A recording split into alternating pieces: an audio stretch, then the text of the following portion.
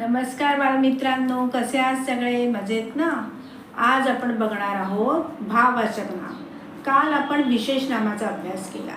भाववाचक नाम म्हणजे काय बरं बाळांनो? भाववाचक नाम किसे बोलते हैं? उसको अंग्रेजी में कहते हैं, इंग्लिश में कहते हैं एब्स्ट्रैक्ट नाम. मतलब हमारे मन के भाव, हमारे गुण, किसी भी प्राणी के मन के भाव गुण या उसकी अवस्था, मतलब त्याची स्थिती काय आहे, तो गरीब आहे, श्रीमंत आहे किंवा नावाजलेला आहे, प्रसिद्ध आहे, हे ज्या वाक्यातील ज्या शब्दांमुळे आपल्याला कळतं त्या शब्दाला म्हणतात भाववाचक नाम. बरं, आता हे भाववाचक नाम तुम्ही ओळखणार कसं? सोपं आहे.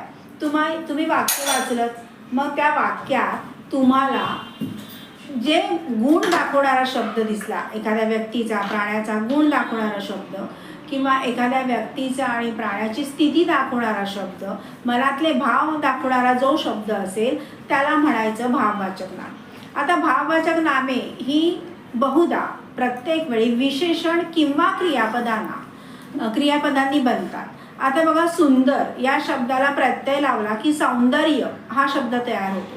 मग सौंदर्य हे भाववाचक नाम आहे, सुंदर हे विशेषण आहे. तसंच गरीब हे विशेषण आहे, पण त्याला ई प्रत्यय लावला, गरीबी, की भाववाचक नाम तयार होतं. ह्याला तुम्ही गरीब किंवा सुंदर ह्याला भाववाचक नाम लिहू नका. गरिबी किंवा सौंदर्य ह्याला भाववाचक नाम लिहा. मग गरिबी, दयाळूपणा, त्याला पणा सुद्धा प्रत्यय लागतो. दयाळूपणा, गरिबी, श्रीमंत नाही, श्रीमंती, हे सगळी भाववाचक नाम आहेत. तर आज आपण भाववाचक नाम म्हणजे काय, abstract, what is abstract noun, आणि ते कसं ओळखायचं ते बघितलं. उद्याच्या लेक्चरमध्ये आपण बघूया समूहवाचक नाम.